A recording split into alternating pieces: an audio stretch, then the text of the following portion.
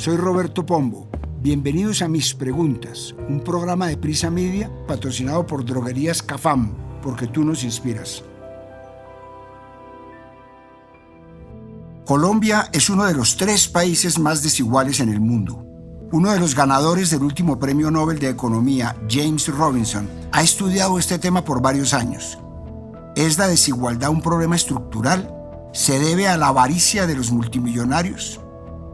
Para este capítulo hablamos con Tatiana Orozco, exdirectora del Departamento de Planeación Nacional, con Leopoldo Ferguson, profesor titular de Economía y fundador y codirector de TREES, con la representante Catherine Jubinao, con el exgobernador de Antioquia Sergio Fajardo y con el senador David Luna. Soy Roberto Pombo y este es el capítulo 112. Bienvenidos. ¿Ha escuchado hablar de las teorías conspirativas? Si no sabe de qué hablo, se trata de una explicación de una idea de que un grupo poderoso y nefasto está conspirando hacia un objetivo malicioso, casi siempre con una motivación política. Bueno, pues debo decir que aunque no creo en ellas y me parecen absurdas, me encanta leerlas como ficciones muy entretenidas. Hay miles de este tipo de teorías, que no vale la pena llamar teorías, sino más bien conjeturas. Voy a citar unas cuantas de las más famosas para que se haga una idea. Por ejemplo, está la del falso alunizaje. Resulta que esta versión asegura que los alunizajes que hizo el programa Apolo entre 1969 y 1972 nunca sucedieron en realidad y que todo fue un montaje del gobierno de Estados Unidos para no verse perdedores en la carrera espacial que libraban con la Unión Soviética en ese momento. Llega un punto en que esta conjetura conspirativa se pone cada vez más sofisticada y se ha llegado a decir que incluso el famoso video del alunizaje que todos conocemos, en el que Neil Armstrong se baja de la nave, en realidad fue filmado en un estudio y fue dirigido por el cineasta Stanley Kubrick, director de películas muy famosas como La Naranja Mecánica o 2001 Odisea del Espacio. Esta no es la única teoría conspirativa, las hay por montones y cada vez se alimentan las más viejas o se crean muchas nuevas. Quizás la más reciente es la de QAnon, un grupo de seguidores del expresidente y candidato presidencial estadounidense Donald Trump, que aseguran que las élites políticas y culturales demócratas o progresistas de ese país son parte de una red internacional de tráfico sexual de niños y realizan actos pedófilos y que pretenden acabar con Trump, pues es quien los va a desenmascarar.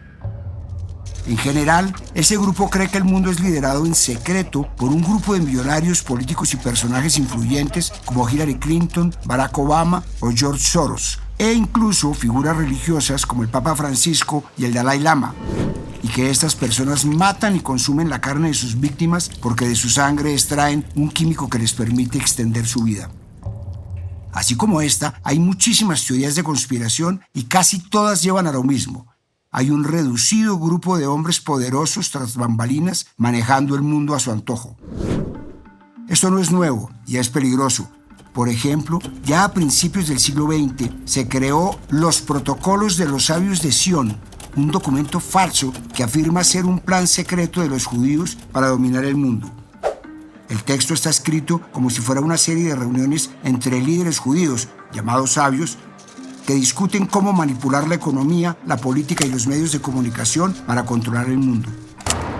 Ante todas estas conjeturas sobre un grupo exclusivo de multimillonarios poderosos que consumen sangre de niños y dominan el mundo y su economía a su antojo, yo prefiero apelar a lo que se conoce como navajas filosóficas, que son reglas simples que nos ayudan a pensar mejor y sirven para descartar ideas complicadas e innecesarias y quedarnos con las opciones más claras y lógicas.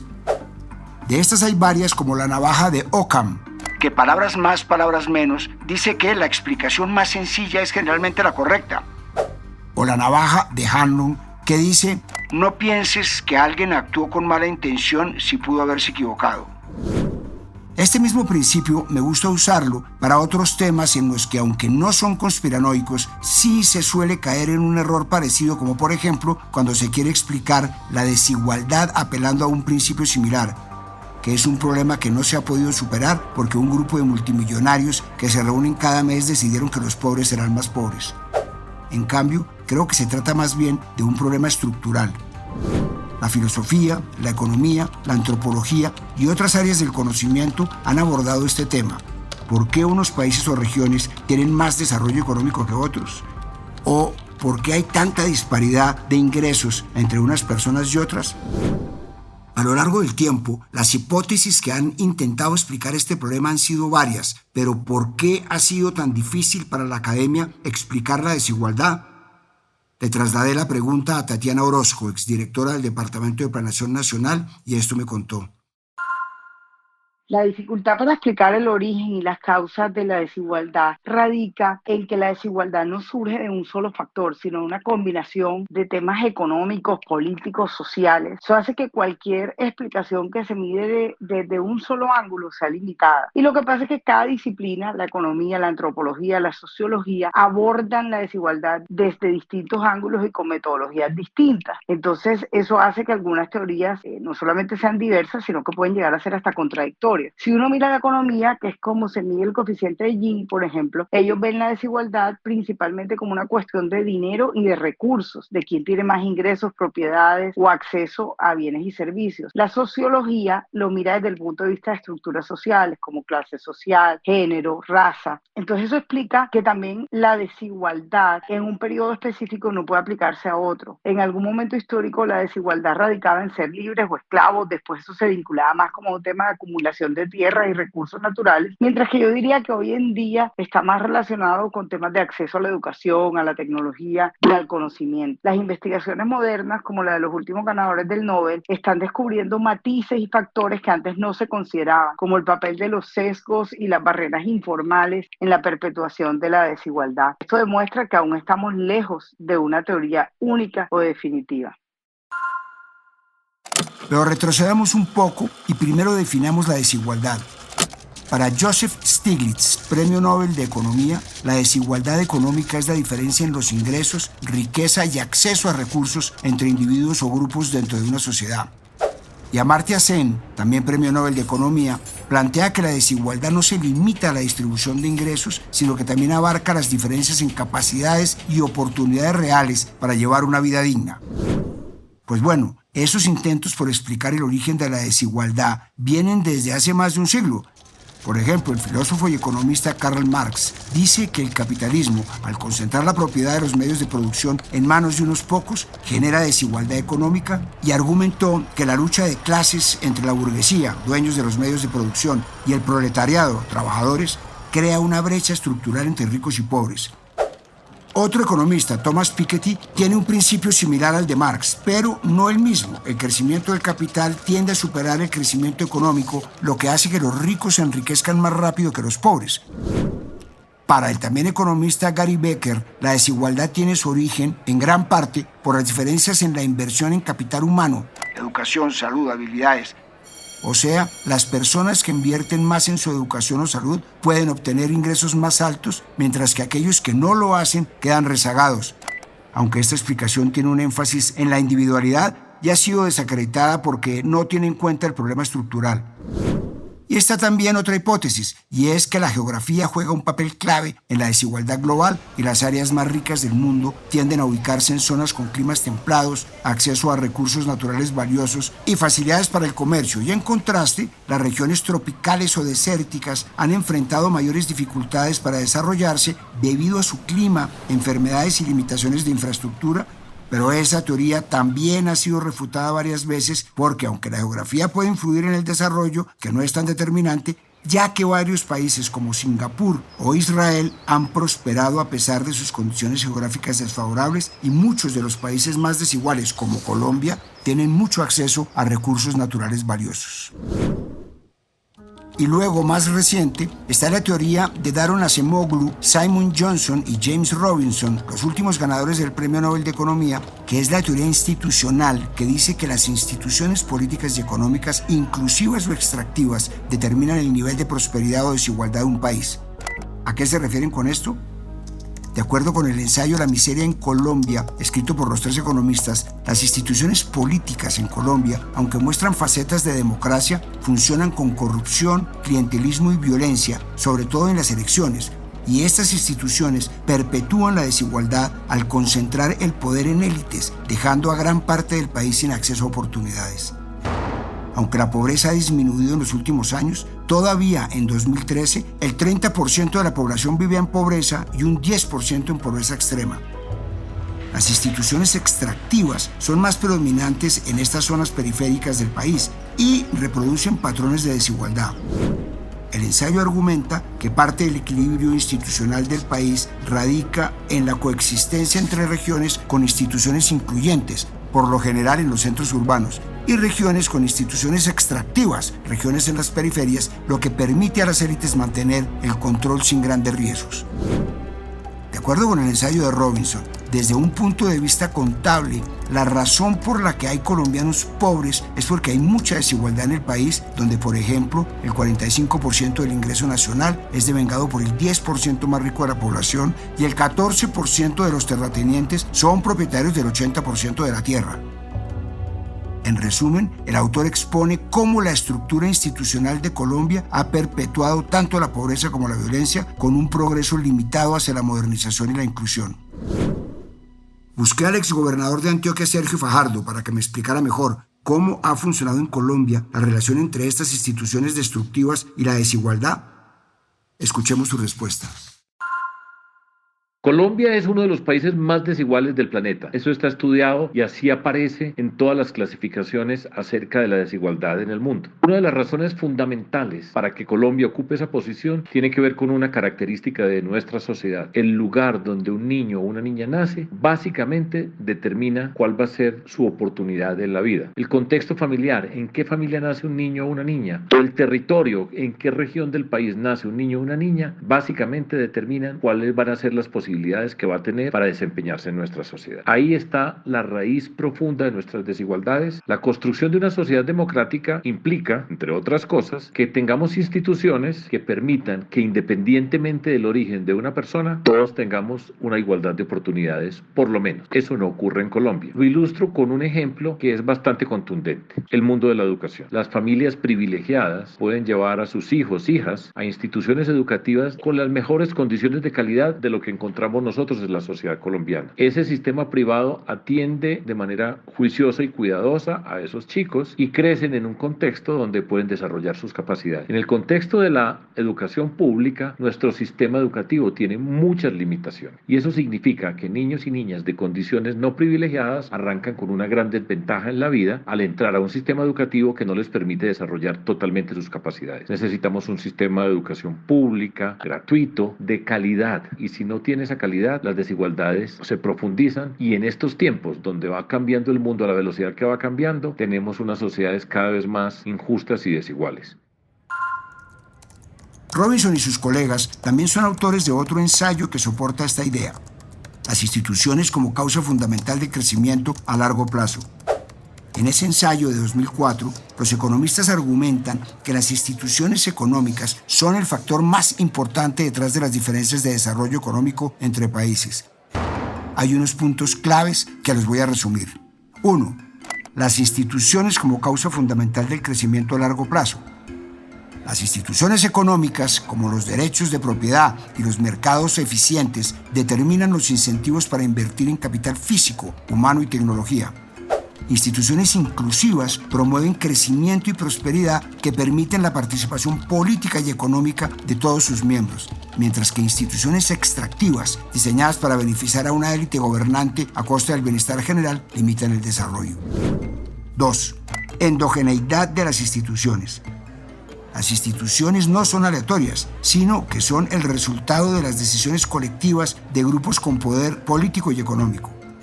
Existen conflictos entre grupos con intereses opuestos sobre qué tipo de instituciones adoptar, lo que explica las diferencias institucionales entre países. 3. Colonialismo europeo. La colonización muestra cómo instituciones impuestas por los europeos variaron en diferentes lugares, como las instituciones extractivas en las plantaciones del Caribe, en contraste con las más inclusivas en Norteamérica. Y 4. Reversión de la fortuna. Los autores demuestran que las regiones más ricas antes de la colonización, como India y América Latina, son actualmente más pobres que aquellas que eran menos desarrolladas, como Norteamérica y Australia, debido al tipo de instituciones implantadas por los colonizadores. El ensayo destaca que las instituciones inclusivas, las que garantizan derechos de propiedad y acceso equitativo a los recursos, son esenciales para el desarrollo sostenido. A diferencia de las teorías geográficas o culturales, los autores hacen énfasis en que el desarrollo es un producto directo de decisiones institucionales más que del entorno natural o herencia cultural. Todo esto suena maravilloso, pero ¿cómo podemos transformar nuestras instituciones en constructivas para dejar de ser un país tan desigual? Esto me respondió Leopoldo Ferguson, profesor titular de Economía y fundador y codirector de TREES. Pues en realidad no hay una respuesta fácil porque las instituciones son como son por alguna razón y además tienden a persistir. Es decir, cuando tenemos instituciones extractivas que le confieren el poder político y económico a unos pocos, eso es reflejo de nuestra historia precisamente de establecimiento de ese tipo de reglas muy jerárquicas que en el caso colombiano y de buena parte de Latinoamérica tiene sus raíces quizás más obvias en el pasado colonial. Y esas tienden a persistir porque quienes se benefician de ese arreglo, si bien el arreglo es malo para la sociedad como un todo, tienden a tratar de proteger sus privilegios porque son privilegios que les conceden ventajas. Ahora, eso no quiere decir que las instituciones no se puedan cambiar. Al final son construcciones humanas y pueden cambiarse. Pero para transformarlas hay que trabajar frente a intereses creados y puede no ser sencillo. Sin embargo, se pueden presentar coyunturas críticas donde hay la oportunidad de cambiar instituciones para que sean más constructivas o incluyentes. Y eso requiere, por supuesto, una combinación de voluntad política, pero también de participación ciudadana y de buscar políticas sobre todo que distribuyan mejor el poder y las oportunidades. En la medida en que el poder y las oportunidades estén mejor repartidos, será menos posible que caigamos en estos equilibrios perversos en donde unos pocos tienen el poder, defienden un sistema que no es bueno para la prosperidad compartida, pero es difícil de cambiar porque es muy bueno para ellos a que no sea bueno para todos los demás. Para Colombia, cambios en la dirección de instituciones más constructivas, más incluyentes, significaría lograr tener una representación más amplia en la toma de decisiones, asegurar que las leyes se apliquen de forma igual para distintos grupos de la sociedad, que las reformas económicas busquen reducir las barreras para poder emprender, educarse, prosperar. La movilidad económica en Colombia es muy limitada y eso refleja un desnivel en las oportunidades que enfrentan personas en función de las circunstancias de su nacimiento. Cosas como la educación y como la rendición de cuentas políticas son pilares que van a ser súper esenciales en esta transformación porque las sociedades realmente que promueven una ciudadanía informada y exigente son las que pueden lograr reformar instituciones con el tiempo, haciendo que sirvan a todos los ciudadanos a una prosperidad compartida y no solamente a una élite. No es un secreto para nadie que la desigualdad es quizás uno de los problemas más graves de Colombia, si no el más grave. Se dice tanto que prácticamente no significa nada, y quizás es porque es un problema menos sensacionalista que la violencia. Pero dimensionemos qué significa que seamos uno de los países más desiguales del mundo. El índice de Gini mide en qué medida la distribución del ingreso o del consumo entre individuos u hogares dentro de una economía se desvía de una distribución perfectamente equitativa. Un índice de Gini de 0 significa una igualdad perfecta, mientras que un índice de 100 representa una desigualdad perfecta. Pues bien, teniendo esto en claro, Colombia ocupa uno de los primeros lugares en el mundo en términos de desigualdad económica, según el coeficiente de Gini. El país tiene un valor de 54,8, lo que nos hace el tercer país más desigual a nivel mundial, solamente superados en este vergonzoso ranking por Sudáfrica con 63 puntos y Namibia con 59,1.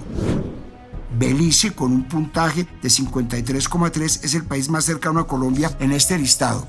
Después vienen, en orden, Brasil, 52, Panamá, 48,9, Guatemala, 48,3, Honduras, 48,2, Costa Rica, 47,2, Nicaragua, 46,2 y Ecuador, 45,5, lo que hace a Latinoamérica la región más desigual del mundo. Aunque entre 2022 y 2023 la pobreza en Colombia se redujo en 1,6 millones de personas, todavía hay 16 millones de personas que no tienen acceso a prestaciones básicas. Es decir, 3 de cada 10 colombianos se hallan en situación de pobreza monetaria y 11,4% se encuentran en pobreza extrema. Aclaremos los términos para entender mejor. Una persona con un ingreso igual o menor a 435.375 pesos, o sea, una tercera parte de un sueldo mínimo de 2024, se encuentra en pobreza monetaria. Y quienes ganan cada mes menos de 218.846 pesos, 16,8 de un sueldo mínimo, están en la categoría llamada pobreza extrema. Sin embargo, esto no es algo reciente ni nuevo. Desde hace mucho tiempo ocupamos lugares preocupantes en esta lista. Según datos recopilados por el Banco Mundial desde 1980, fue en 1999 donde el país registró el pico más alto de este coeficiente en ese periodo, cuando alcanzó 58,5. La desigualdad en el país parece una gran matrioska o un fractal, es decir, el problema se repite a diferentes escalas y les voy a dar 3 datos para demostrarlo.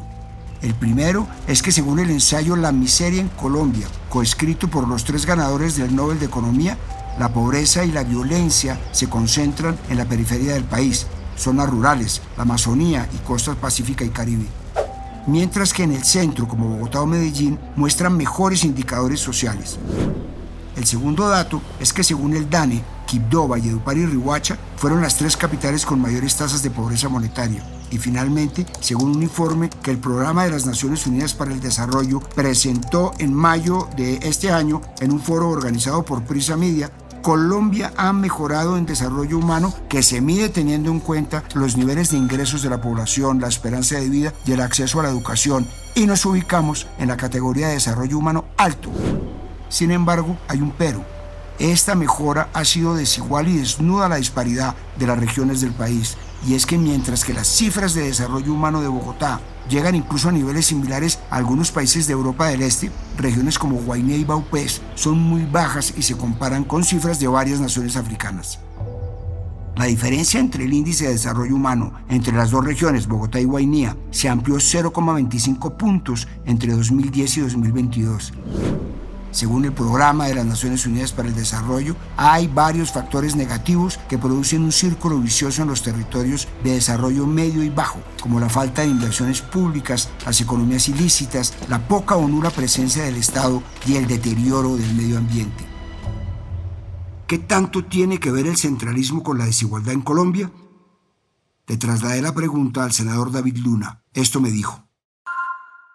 Hay que desbogotanizar Colombia y hay que hacerlo ya, hay que hacerlo pronto. Entre otras razones porque los colombianos que viven en lo que se denomina la periferia del país tienen colegios menos buenos y acceso a educación de menor calidad, pero además no tienen vías que conecten con el resto del país y eso genera que las personas estén aisladas y tengan menos oportunidades. Si no le damos capacidades y competencias a estos territorios para revertir esta situación, no podremos hablar de progreso. Miren ustedes, es increíble que en el 22 Bogotá y Antioquia generaron casi el 40% del PIB nacional, mientras que departamentos como Amazonas, San Andrés, Bichada o Guaviare solamente aportaron el 0,1%. Es esta desigualdad, la de la periferia respecto al centro del país, la que permite no acabar con dinámicas clientelistas, con el fraude, con la violencia y en general con que el Estado logre llegar a estos territorios. Ahora, la corrupción y el despilfarro de recursos no puede usarse como excusa para centralizar, para seguir centralizando. Si lo que nos preocupa es la corrupción, pues tenemos que fortalecer el control y la vigilancia, porque hay que desbogotanizar Colombia.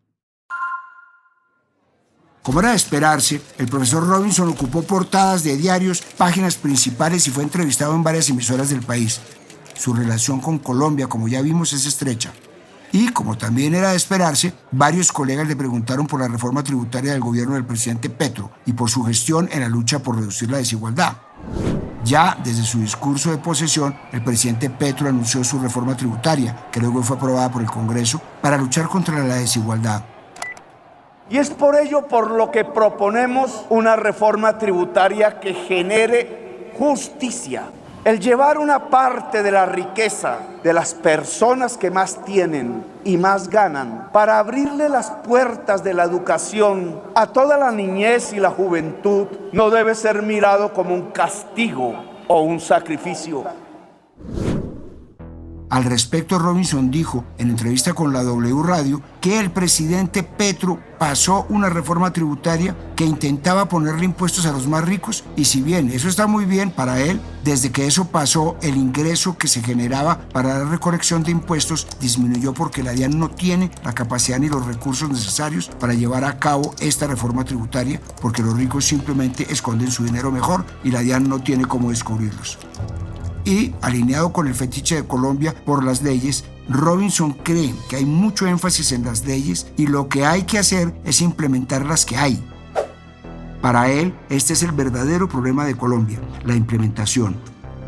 Este es un obstáculo que se ha encontrado el gobierno del presidente Petro, específica y paradójicamente con el recién creado Ministerio de la Igualdad.